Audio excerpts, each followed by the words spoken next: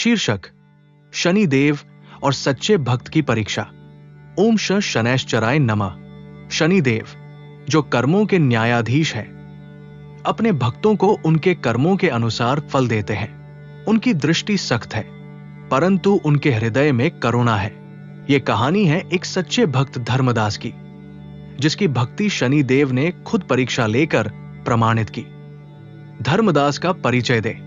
वो एक गरीब किसान है जो एक छोटे से गांव में अपनी पत्नी सुमित्रा और 2 बच्चों के साथ रहता है। उसकी जिंदगी बहुत साधारण है, परंतु उसकी भक्ति गहरी है। हर शनिवार वो उपवास रखता है, गांव के शनि मंदिर में पूजा करता है और सरसों का तेल चढ़ाता है। धर्मदास न केवल भगवान का भक्त है, बल्कि लोगों की मदद के लिए भी हमेशा तत्पर रहता है। वो भूखों को भोजन देता है, जरूरतमंदों को सहायता करता है और गांव में झगड़े सुलझाने में भी मदद करता है। एक दिन गांव में भानु प्रताप नाम का एक धनी व्यापारी आता है। भानु प्रताप अहंकारी और शनि देव का विरोधी है। जब वो धर्मदास को शनि देव की पूजा करते देखता है तो हंसते हुए कहता है, तुम अपना समय एक ऐसे देवता की पूजा में बर्बाद कर रहे हो जो केवल दुर्भाग्य लाता है।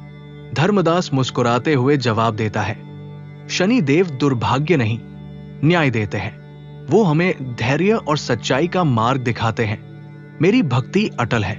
भानु प्रताप ठाका लगाते हुए कहता है, चलो देखते हैं कि तुम्हारी ये भक्ति तब भी बनी रहती है जब तुम पर विपत्ति आएगी। आकाश से शनि देव इस संवाद को देख रहे होते हैं। वो धर्मदास की परीक्षा लेने का निश्चय करते हैं।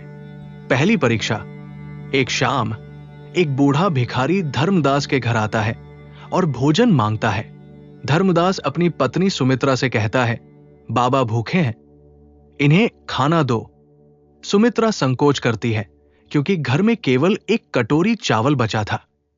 फिर भी धर्मदास ने वो चावल भिखारी को दे दिया। अगली सुबह तेज आंधी और तूफान धर्मदास की फसलों को तबाह कर देता है। गांव वाले कहते हैं, ये शनि देव का प्रकोप है, परंतु धर्मदास शांत रहते हुए कहता है, ये उनकी मर्जी है, मैं इसे सहर्ष स्वीकार करता हूं।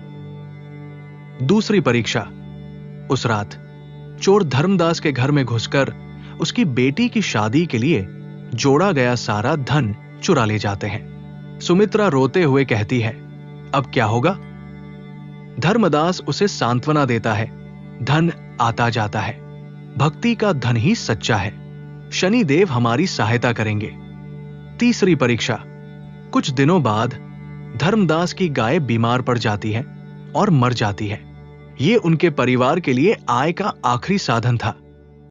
बच्चे भी भूख और गरीबी से परेशान हो जाते हैं।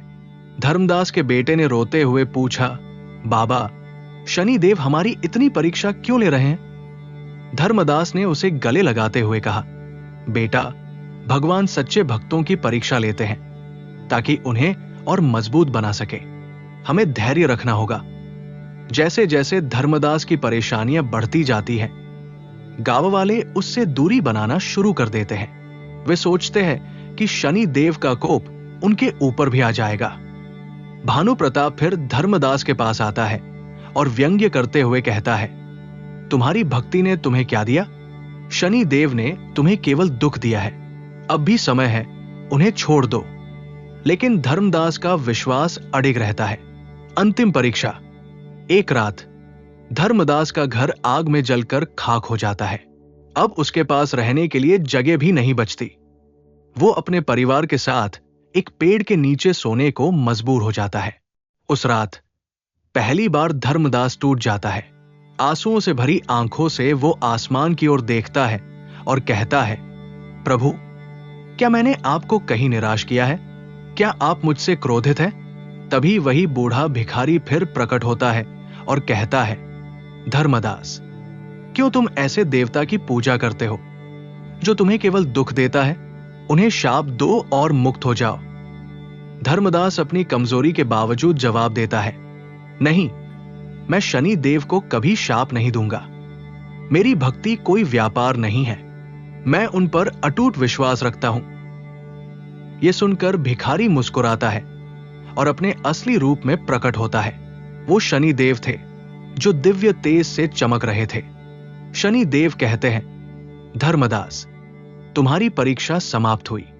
तुमने हर कठिनाई में अपनी भक्ति और धैर्य बनाए रखा। तुमने ये सिद्ध कर दिया कि सच्चा भक्त वही है जो सुख दुख में समान रूप से अडिग रहे। अपने दिव्य शक्तियों से शनिदेव धर्मदास की बंजर भूमि को हरे भरे खेतों में बदल देते हैं। उसकी बेटी के विवाह के लिए पर्याप्त धन और संपत्ति प्रदान करते हैं। उसकी गायों को फिर से जीवित कर देते हैं। उसका घर पहले से भी अधिक सुंदर बना देते हैं। गांव वाले ये चमत्कार देखकर हैरान रह जाते हैं। वे शनि देव की महिमा का गुणगान करते हैं। भानु प्रताप भी शर्मिंदा होकर धर्मदास और शनि देव से माफी मांगता है। धर्मदास मुस्कुराते हुए कहता है, शनि देव ने हमें यह सिखाया है कि सच्चा धन विनम्रता और भक्ति है। शनि देव कहते हैं, तुम्हारी कहानी अब लोगों को सिखाएगी कि मेरी परीक्षाएं दंड नहीं बल्कि आत्मा की शुद्धि के लिए होती है। जो मुझ पर विश्वास रखता है उसे मैं कभी निराश नहीं करता। ओम शनैश्चराय नमः। शनि देव हमें सिखाते हैं कि कठिनाइयां हमारे जीवन में हमारे भीतर छिपी कमजोरियों को दूर करने के लिए आती है। जो धैर्य और भक्ति से इन परीक्षाओं का सामना करता है वही सच्चे आशीर्वाद का पात्र बनता है।